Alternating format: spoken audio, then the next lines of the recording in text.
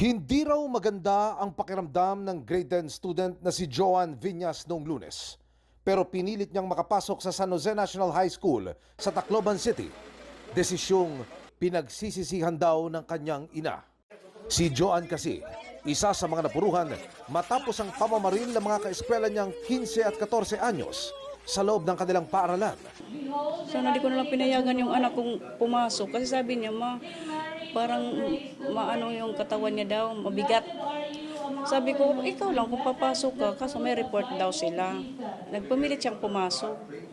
So pinayagan ko. Nalaman ko na lang ng mayroon ko nagpuputukan doon sa school nila. Tapos pagpunta ko doon, nandun ako sa may entrance na.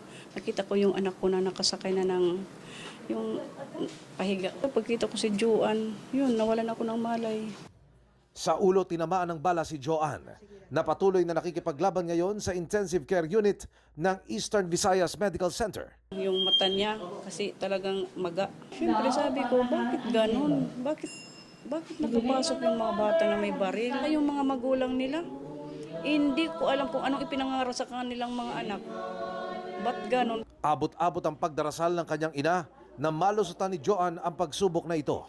Sabi ko, Lord, yung prioridad, Lord, bigyan mo pa ako ng isa pang pagkakataon na mabuhay ang anak ko. Sa pangarap niya talaga maging nurse na maihaon kami. Gusto kong makulong yung mga bata o kaya kung pati magulang, magsama-sama sila. Hustisya talaga.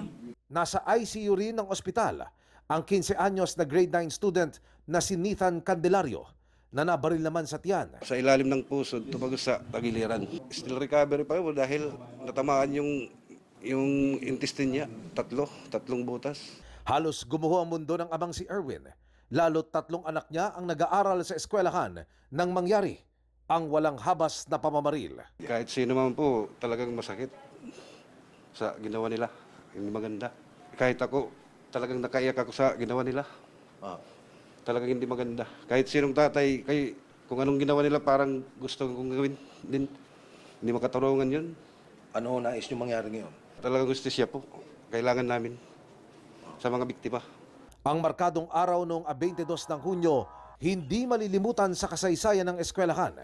Ang panawagan ng mga biktima at ng kanilang pamilya naway hindi mauwi sa wala ang hinahanap nilang hustisya.